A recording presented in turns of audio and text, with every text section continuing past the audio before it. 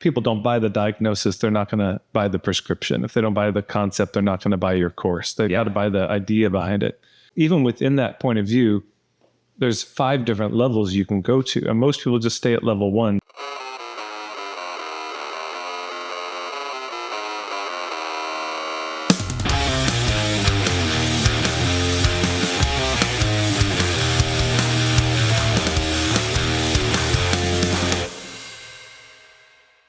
Well, thank you, Tad, for doing this on such short notice. I want to say I appreciate you doing this. This is super last minute, super, what's what I'm looking for? I don't know. I just think that sometimes when things align easily, to not fight the resistance. And I reached out to you, saw that you're going to be in Austin, and you said, yeah, let's go. So I appreciate this. So excited. Thanks. So first, let's talk about your hair, and then let's talk about you, because I think what you're doing is really cool. I think it's really fascinating. But I wanted to get into the hair so that way we can move forward. So you have long hair. You're not interested in going short. No. And I would imagine. So what is it that you like to do? What do you normally do with your hair? And then just go from there. Well, if there's any split ends, I guess deal with those. And then in the back, I just started getting it trimmed a bit. So when I put it in a bun, there's not all this kind of dangling stuff. Yeah. So that's the main thing. But if you have any other thoughts, I'm open to hearing. You know what? I think that sometimes just keeping it simple is the thing, and it doesn't have to be too much. You let your hair air dry, I'm guessing. Mm-hmm. Do you use any styling product? Argan oil. All right, cool. The only thing I would suggest is, maybe adding like a little bit of movement inside so that way it doesn't feel so flat as it gets longer. Outside of that, Matt, I think we should really lean into your brand of hippie. Sure. So you have an Instagram account, Tad. By the way, I think this is crazy. This is the first Tad I've ever met in my life. I've never met a Tad ever. And this is the first time. So it's the adventures of Tad and Tab. I don't think I've ever met a Tab either. So this is a first. It's a first. Yeah, well, there you go. I'm glad I was your first. Let's talk a little bit about, you have this thing called marketing for hippies. Yeah. What is a hippie? Can we start there? Sure. I mean, I define that pretty broadly, but I went to a Waldorf school in Edmonton, Alberta. So to me, this was a lot of the kind of hippie parents. I went over to my friend's mom's place at lunch, and she'd make granola, just roasted in the oven. And my mom was a homeopathic dealer and distributor in town for Valeda products. So, there was just a lot of this natural, holistic, organic medicine. My mom would get me banana chips or like carob bars instead of candy. So I just saw a lot of my friends who were into holistic health, environmental things, social justice, who struggled with marketing, who didn't know how to articulate what they did, didn't know how to market what they did. And I knew more than them. And so this business started, but the name Marketing for Hippies didn't come till in 2010, somewhere in there. Okay. It was just Hargrave.com. The business was called Radical Business. And people would ask me, what do you do? And it was the joke. I'd say, I do marketing for hippies. And they would always laugh. And then one day I just thought, I wonder if that website's available. And I couldn't believe it was. I was shocked. Nobody had taken this gold mine of a name. Anyway, so I got the URL and then redid my website. And it's been like that ever since. That's awesome. Good. Well, I'm going to put a cape on you so that we don't make you super itchy with the haircut. Okay.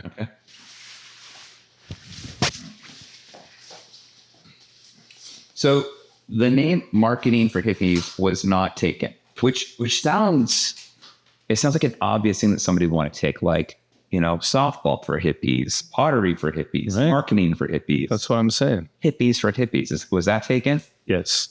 So I had to go for Marketing for Hippies. It's funny how sometimes with the trying to be very succinct in the description of what you do, you actually find sometimes the mission or the purpose. Yeah, that's true. Yeah, it's an exercise I'll often give my clients so a lot of them are service providers, and the basis of any kind of service is that you're solving a problem of some kind or helping people get a result. Yeah. One of my colleagues, Bill Barron, he had this metaphor of islands. He said, you've got island A and island B.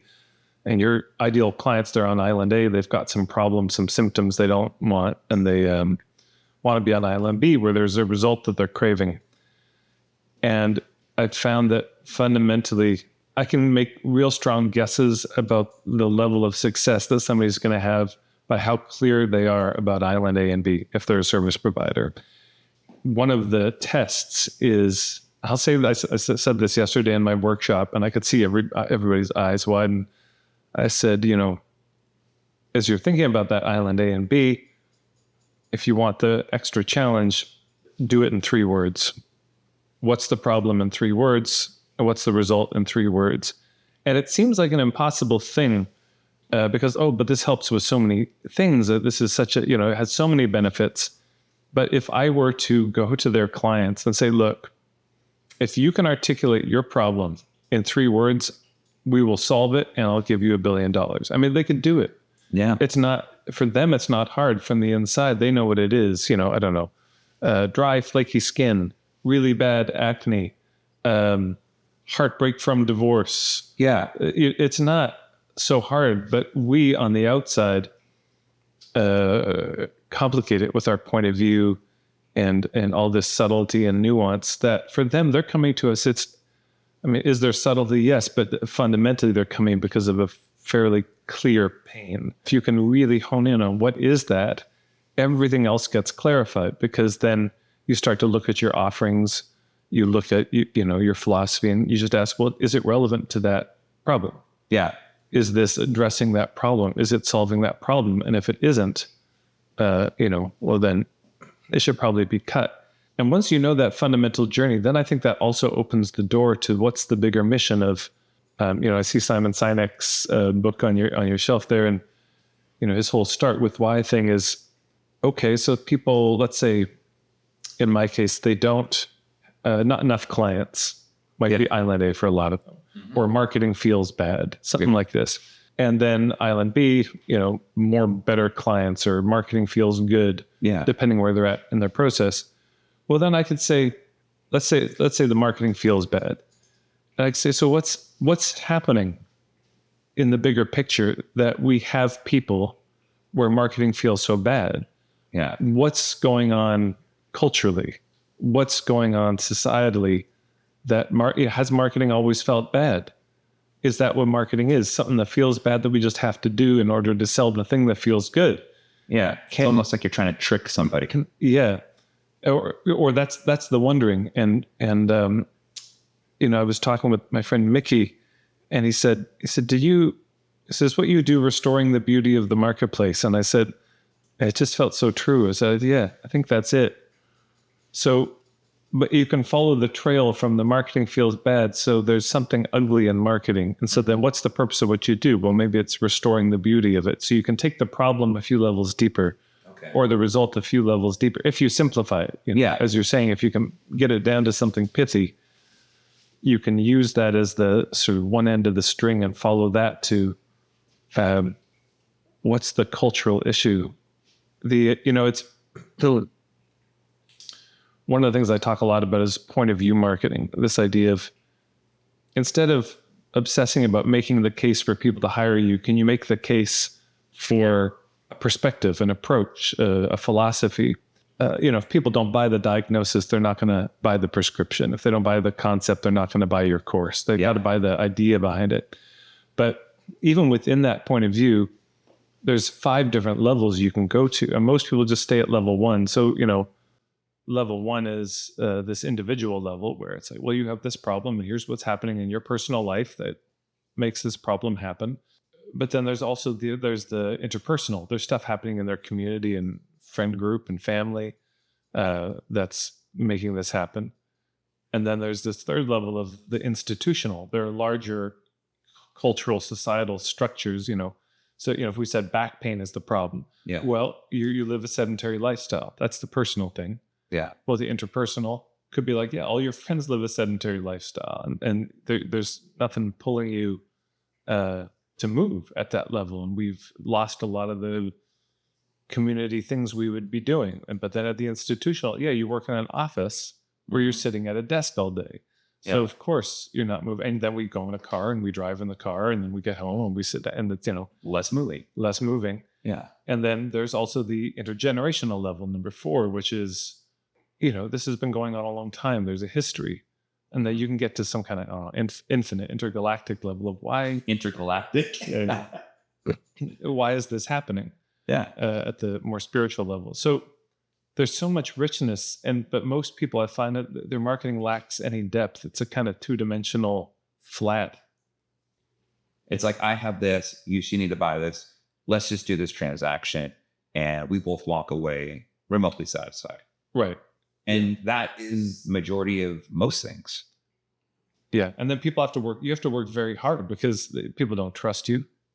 Yeah. They don't, you may be trying to be everything to everybody. There's a kind of genericness in the business. Mm-hmm. And even if it's specific, it's not special. It's not art. It's not compelling. And then they're comparing you to everyone else who does the same thing. Oh, yeah. And they say, oh, well, I can get it cheaper over here. What's different about you? Nothing. So then, So what are your distinguishing factors that make you unique? What is it that it's, I hear a lot of people on Instagram and social media talking about that. It's not selling a product. It's about getting people to buy your story. And that social media is all about storytelling. And that good marketing throughout time is a history of telling a story that people identify with. They see themselves in the character, one of the characters. Like everyone who loves Star Wars either wants to be Yoda or they want to be Luke Skywalker. And then some people want to be Anakin. They want to go to the dark side, like Jeff Bezos. I love poking fun at Jeff Bezos because he looks so much like Lex Luthor. That's true. That's true. I'm just saying. He just looks like Lex Luthor. But yeah, the only thing I would maybe word a little different is like sort of getting people to buy the story. I suppose this is one of the different approaches I've come to is that I don't want to get anyone to buy anything. That it's actually this agenda to get people to buy that ends up being the problem. Whatever we're trying to get people to buy, the word sales sort of etymologically, you could make the case that it comes from just sharing. Mm-hmm. Somebody has a request and you share what you have.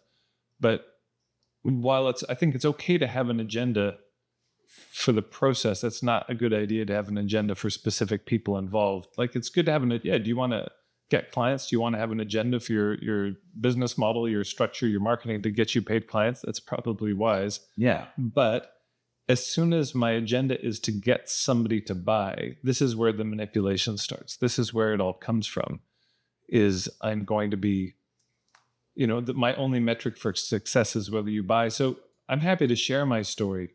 I don't particularly care if any specific person buys that story or not, or feels on board or resonates with it. I think by sharing it, the right people will resonate with it.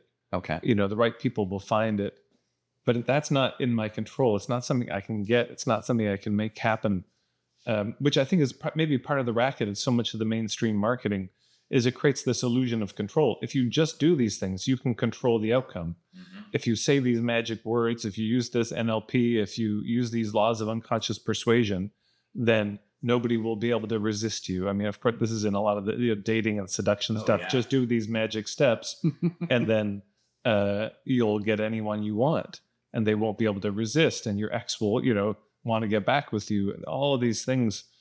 But it's an illusion, of course. It's just not true. There is no such thing as such a magic pill or a button that you can push and then people comply. And if there was, would you want to push it? It becomes the question. If you had that level of control, would you want it? Would that create the kind of world that you ultimately want? We're all automatons. Yeah, that would be that whole ethical, the judgment. Do you do these things if you're given the power and control? It's very similar to that movie that Ricky Gervais did, where nobody had ever told a lie. Oh, sure. Yeah. And then he's just lying like crazy. Was it an ethical choice? But, he's doing it because he wants to. Right. Yeah, it's right. If you know by saying something or doing something that you can get somebody to do something, but which may or may not be in their best interest, do you do it? Well, it benefits you, but does it benefit them? And then there's the other consideration of what about everybody who witnesses the fact that you've done it? And what does it do to them to see somebody getting away with this, to see somebody just absolutely manipulating and getting results? What does it do to the goodwill amongst us? And as a community, what does it do to any of the, few remnants of kinship that might be there between people? It so fundamentally undermines it. I think ethical marketing comes down to consent and permission. And consent has to be informed consent. Consent has to be, I know an us now, and I'm making a choice for myself versus, I use all these tools and people buy and then regret it later. And either they regret it and there's this buyer's remorse and now they ask for a refund. Yeah. Or worse, they stay. And now you have a client that actually isn't a fit, that's a nightmare client. Yeah. It's like, well, great, but you used your tool. You got what you want. Yeah. Is this what you wanted? You've got these clients that in no way are a good match for you. So the whole time here about this is really deep thinking that's come to this. Have you, do you have a background? When I say formal background, I mean, you went to the school. Did you go to higher learning education for philosophy and ethics? Because this is a lot more philosophy based. Did you go to school for marketing? Did you have a job where you did marketing? Yeah, I worked for a franchise of Tony Robbins in Edmonton. Okay. So that's where I learned a lot of the marketing stuff. And some of it was great, I still use, and some of it was the unethical, pushy stuff.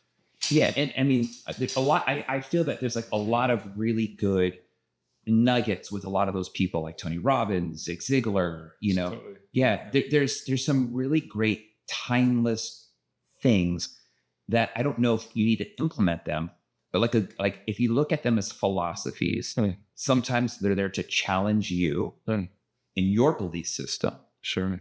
And if you still walk away with your same belief system, then that's what speaks to you, and then that's your path.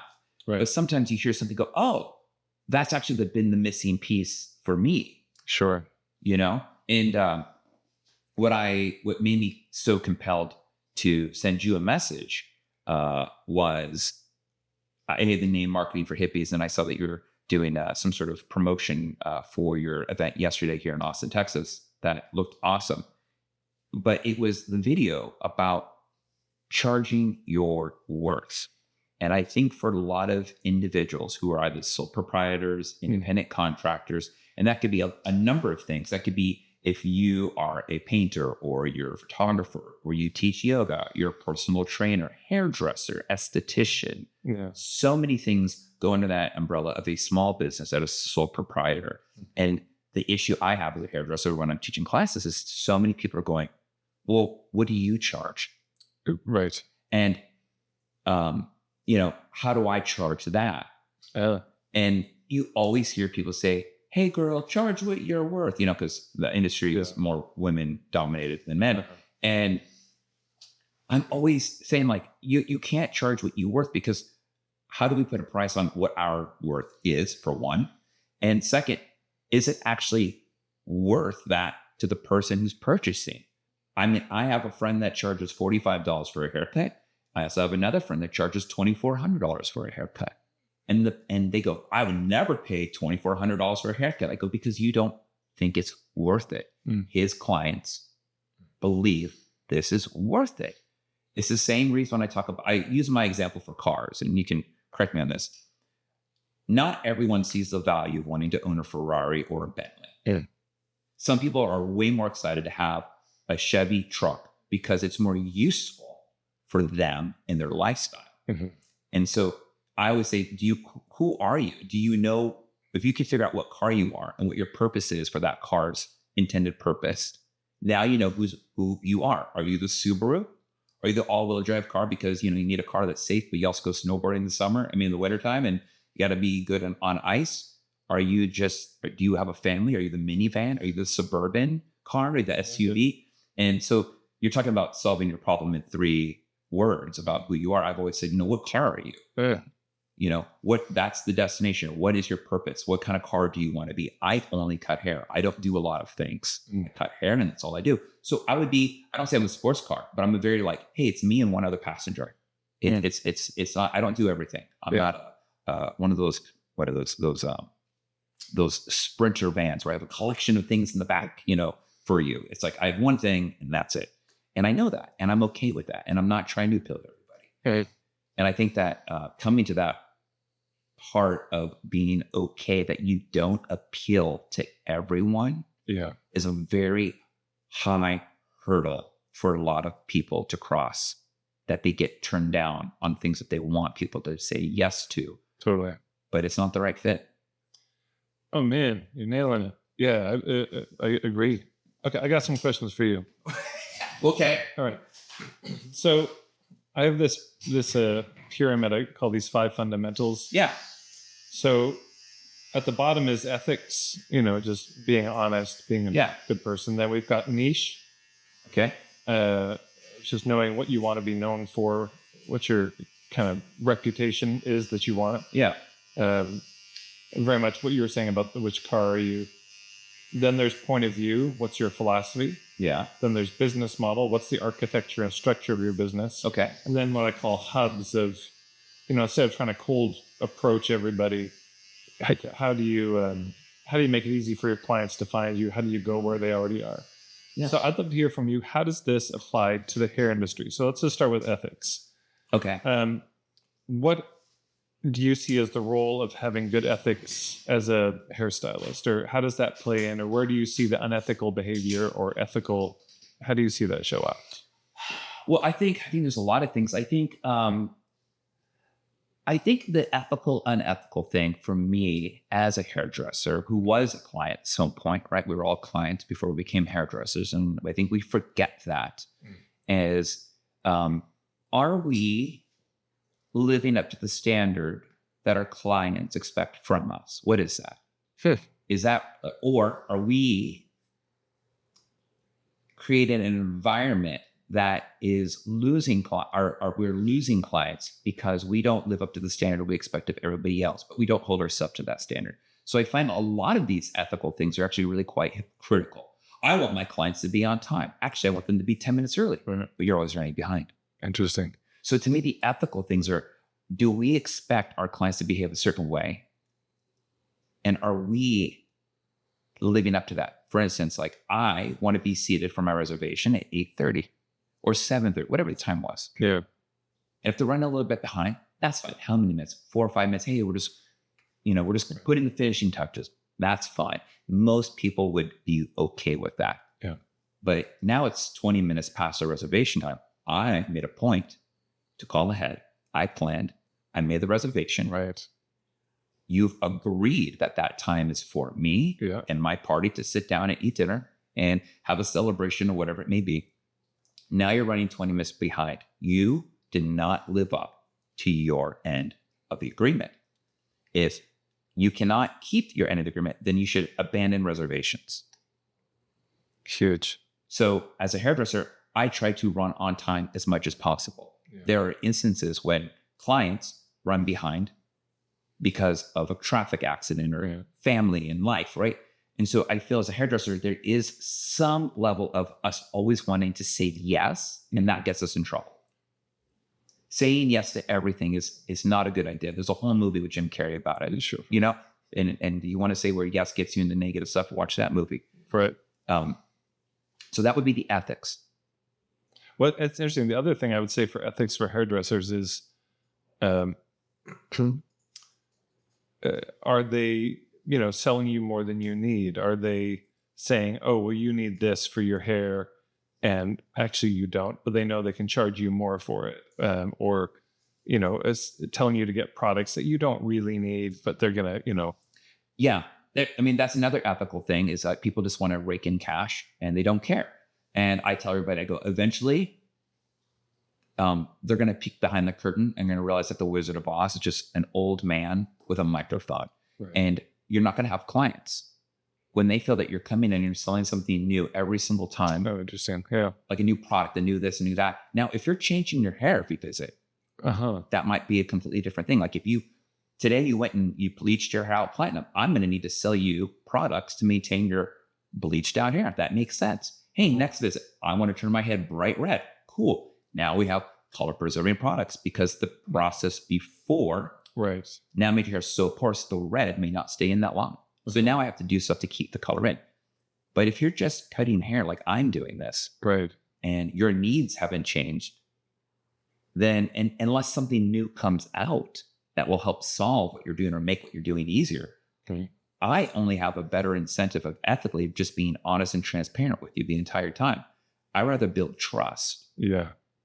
So that way when I do make that moment to recommend a product or a service, the trust is there where there's going to be less resistance because we've established a much deeper relationship. Because it's doing haircuts to me is not a transaction. There's very few professions where people touch you and they get close and they work on you.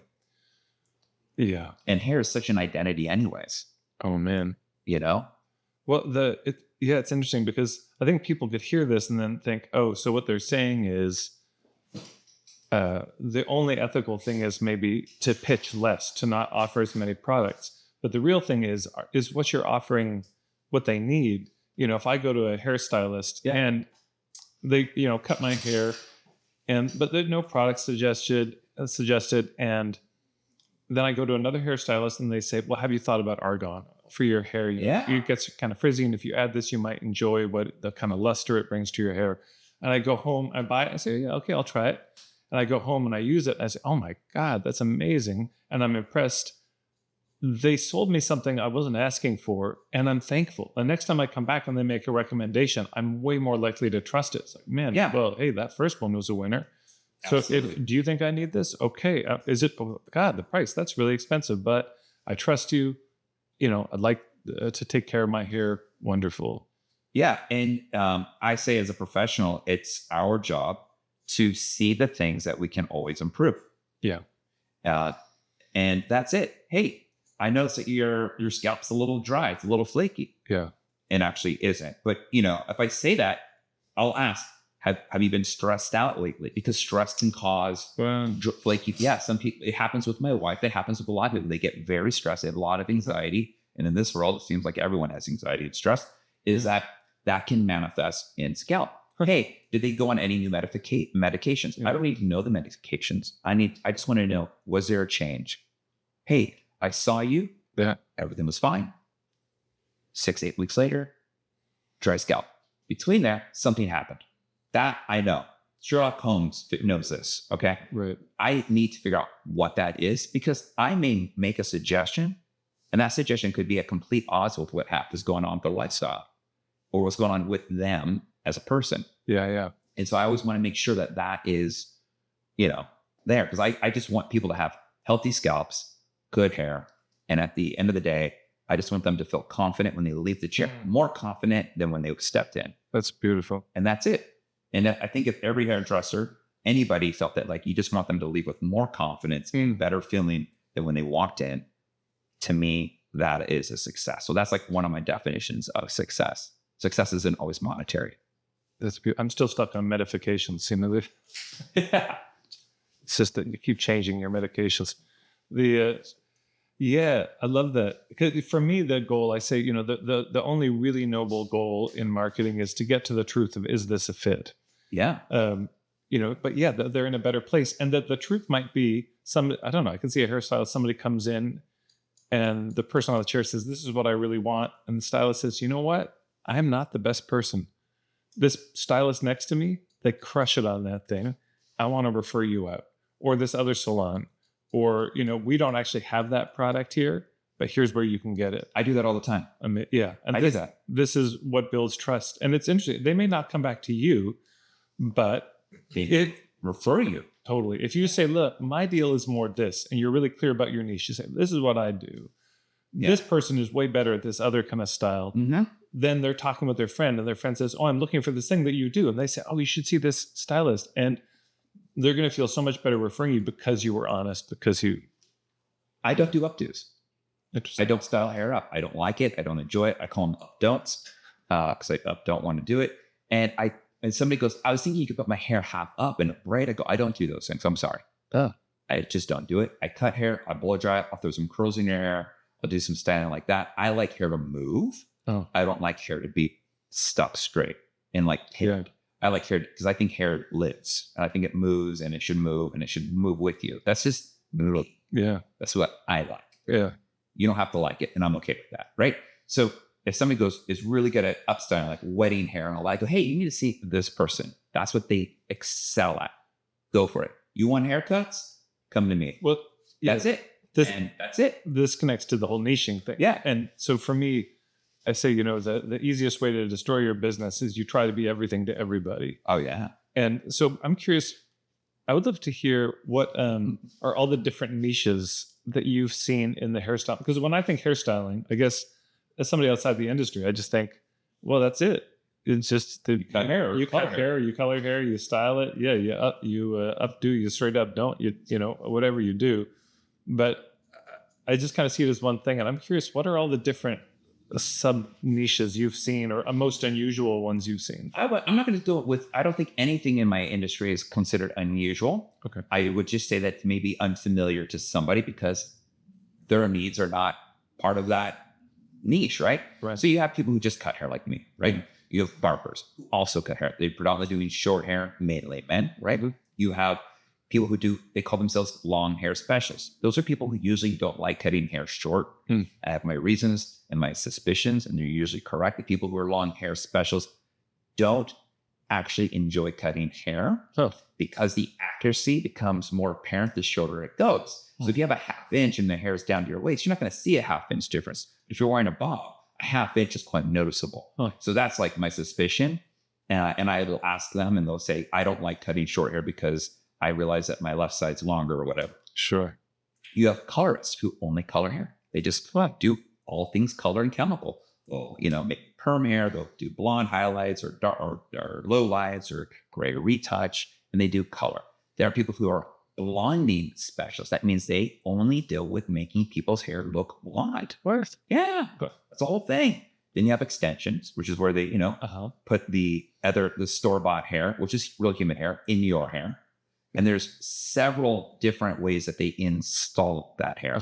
There's west, there's rose, there's beads, there's all sorts of stuff. Right. And so depending on what you're going for, there may be a better method of the installation of that extension piece for your hair, right? So those are just like the most basic ones.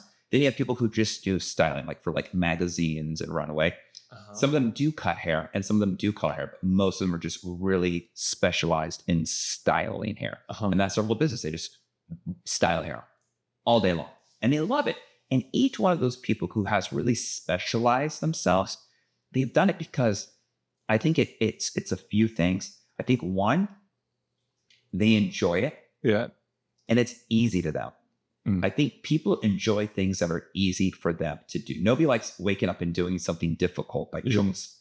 And the other thing is that they found a way to be profitable about doing something that brings them great pleasure and joy. Sure. And if you can do that, you have to me, that's another pillar of success. You're getting paid doing something that brings you joy and it brings somebody else joy. Well, and it makes me think also, my sweetheart, her mom does hair specifically for TV and film. Yeah. That's her niche. Yeah. She doesn't work in a salon, but all the TV, shows and movies in Quebec. Yeah. This is her gig. Yeah. And that's all they do. And if you ask them, hey, can you give me a really, precise looking Vidal Sassoon haircut? Most of them go, I don't really enjoy that. That's why I only style hair. They got into it because the other things didn't resonate as something they wanted to do. The want has to be there, I think, as a hairdresser. You're going to have to want to interact with people. Yeah. If you don't like interacting with people, this is the wrong business for you, And so then there's the point of view piece. And it's just interesting as you're talking, I'm hearing all that, there's so much philosophy around what this is really about for you. And do you see that in the hairstyling world that there's a lot of people sharing philosophy about hair and hairstyling and what it's really about? Is that something that you see or hear much of? Or? I don't. I mean, what I teach, I talk a lot about my why for the client, like why I'm doing this. And like, hey, I'm taking these sections that they tell you not to take, but it's going to produce this outcome. So is this the right choice? Sometimes that's like a whole thing for how I will teach. I will say that very few hairdressers, I think, are really teaching on a philosophy or on a mindset like that. Most of the non-technically skilled hairdresser courses are more about self-discovery, about being a better person for your client, and maybe about how to be a better facilitator if you are teaching classes. And that's the role that I'm in. Some people talk about how to be a 6-figure or a 7-figure hairdresser. And what does that look like? About making more money. And that goes back to charging what you're worth, right? Sure.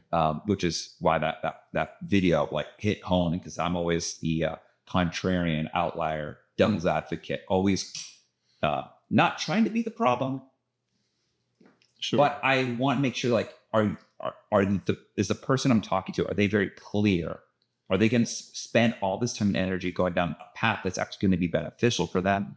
Or is it going to be a lot of wasted effort and energy, and then they get burned out, the results aren't there, and now they shy further away from where they need to like lean into more? Like they had all the right reasons, just the wrong execution of it. Yeah. I mean, that charging what you're worth, it's such a it is mad, because if you really want to follow that logical train, then it's actually, there is a formula for it. The first one is you have to figure out how much you're worth financially. So you got to pick a number. That's step one, and then step two, you got to sort out how many hours do you think you're going to work for the rest of your life, and then divide how much you're worth by that number of hours, and then there you go. That's what you charge. But it's insane, of course, because what is this? Are you worth $1 million, $1 billion, $1 trillion? Is it infinite? And then if it's infinite, well, divide 10,000 hours remaining in your working life by infinity, and so you got to charge people infinity. Like, it just, there's no logic to it. And with pricing, it's and I would say, are all the jobs equal? Right. Like if it takes me like, for instance, if you came over here and like, Tab, I have to do this thing and this one piece seems long, I'm not going to charge your whole haircut for something that just seems weird. Like one of the girls that goes to school with my kids, she got gum in her hair. Yeah. And her dad took the scissors to get it out. And I saw him at school. I'm like, please come over this weekend so I can give your daughter a haircut. So when picture day comes up in a week and a half, she doesn't have the wrong home haircut. And he was like, and I don't do this often. Like, I don't really like cutting kids' hair, even my own kids. So it's like they move around. I don't like that. Again, I don't do kids' haircuts. And if somebody wants to do a kids' haircut, it's the same price as an adult. Right. It's actually, so I actually would say, to me, it's worth all that money because they move around. They usually scream like little kids. I'm like, hey, I don't think I should be charging less. I should be charging the same exact, because this is painful for me. Right. But he was like, how much? I go, no, don't worry about it. Right. It took me 10 minutes. I don't care. Totally. Like, I just don't want her to look back when she's older and see this little haircut of her that's all cuckoo and crooked. And then she's going to go, what did you do? Like, I don't want that. Well, it strikes me that's a whole other niche people could specialize in, is I do kids' hair. They do. They do. Yeah. And guess what? They're great. They know how to deal with kids. They may not do the greatest haircuts. That's debatable. And I say that with anybody. Just because you're charging a lot or charging low does not mean you are actually the best at it. Technically. Totally true. You may have the best way of interacting with people. So if you had to sum up, like, what is hairstyling about for you? Like, what is the heart of it? Why do you do this? What is this about? Why? Yeah. I feel like I was supposed to be interviewing you. I know. I'm curious about this. Yeah. I'm just curious how it connects to with marketing, because this is an industry I just don't know anything about. Oh, I think that what you're talking about would resonate so well with so many people, because so many hairdressers don't want to be in the spotlight, and they actually don't like the transaction part. They actually, when they're done, if there's a receptionist who's there to do the transaction, they're like, thank you. And they run and hide before the total is given. They're like, and I'm always like, you should be, if you're doing that, then that means there's something going wrong. Like, you should be okay with the price. You should be able to say, hey, your bill is $50 or your bill is $700, whatever it is. Like, you should be proud. Like, you deserve it, right? You're worth it, right? Right. But for me, I just wanted to do something that was fun. And I discovered this from doing hair for my girlfriend at the time when I was right off high school for Halloween. I did a whole episode. I interviewed her. I'd never done her hair. So it's that one night. So 24 years later, I finally cut her hair. She now lives here in Austin, Texas. We're originally from Southern California. And I thought this would be something fun to do until my band gets signed. And I never wanted to, I always said my role model in life, my role model in life was Peter Pan. I never want to grow up. Right. And so as long as I can continue to keep playing, whatever that looks like, I'll be happy. Yes. I always say I'm, very simple. Yeah. Very simple person. I just want to play, I want to have fun, and want to leave hopefully a good impression. And my legacy is like, well, that guy was awesome. He was fun. Yeah. He always had, he never tried to do me wrong. Like, that's it. Just, that's all I want to do. Sounds like you also saw a problem and you just wanted to help more people with their why. It's, I sort of tripped into it, and how sometimes you trip and you got to stumble forward to just keep your balance. And at some level, I never stopped stumbling, it's just, or in the last few years, I stopped stumbling, but there was a kind of momentum where I knew I loved to talk. I loved to be in front of people. Yeah.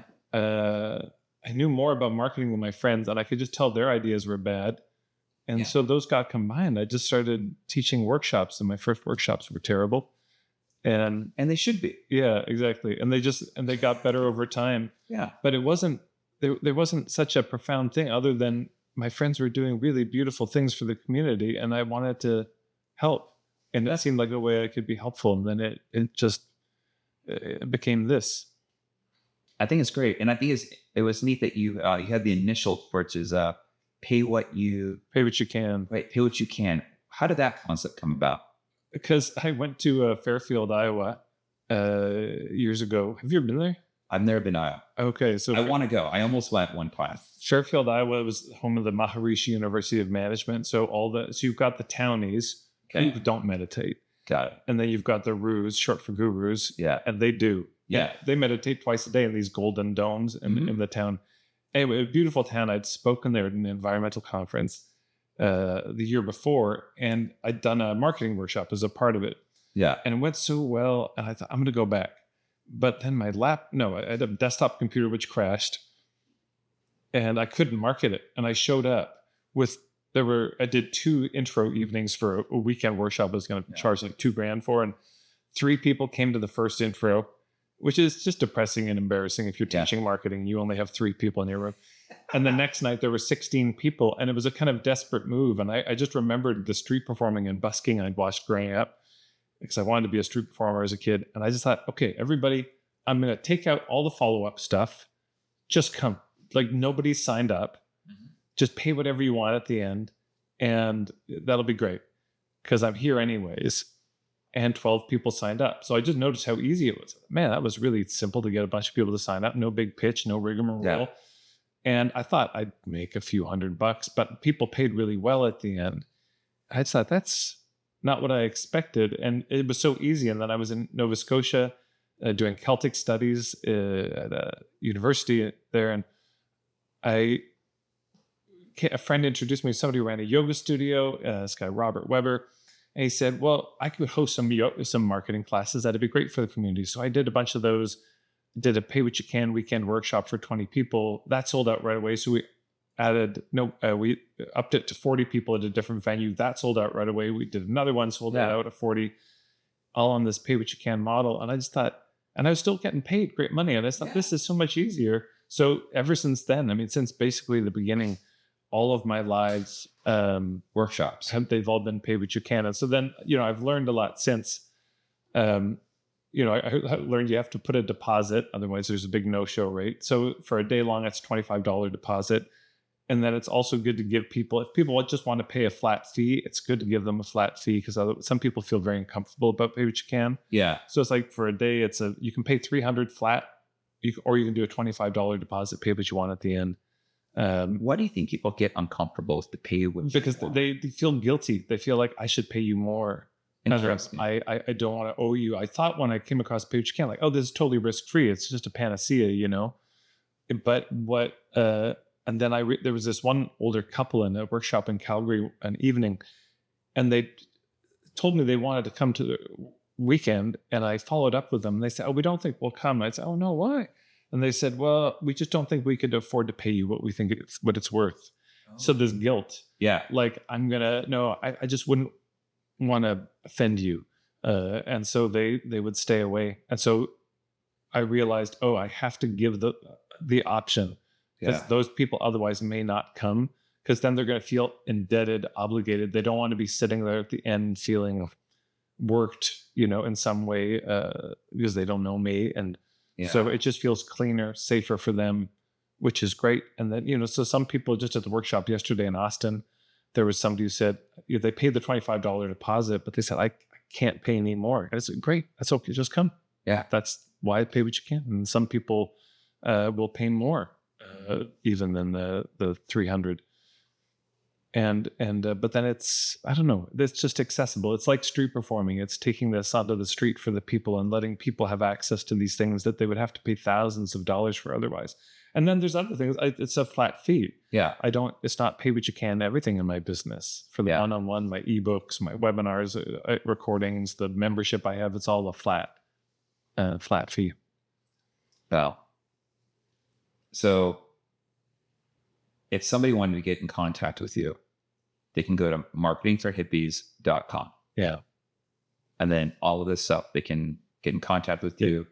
Because what I like about your marketing approach is that it really takes it really acknowledges the human, the person that you're selling to. And it does not feel like you're trying to run a scam on people of how to trick somebody to being a customer.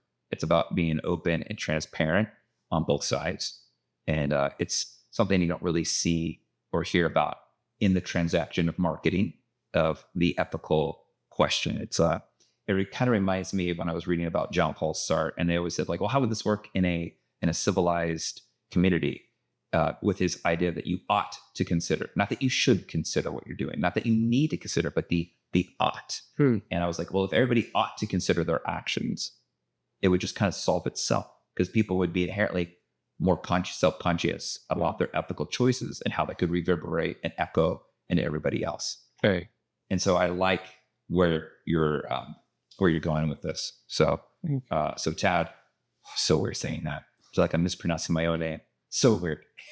I want to say thank you. Your haircut's done, man.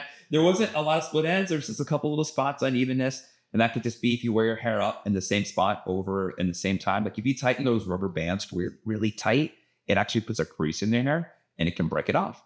So, if you can wear your hair down, awesome. Change it up. If you want to wear the bun, put it here, here, here. Put it in the front. You could look like a weird, like lumpy rhino if you want to. Whatever. You just don't put it in the same spot, and don't put it super, super tight. Okay. If you want to put a braid, make sure it's loose. The tighter you pull hair when it's wet, the more likely it will stretch and then snap. When hair is wet, it's just most fragile. So, that's just like my only, thing I would just recommend to you is, if you want, put it in a braid, but don't put it too tight.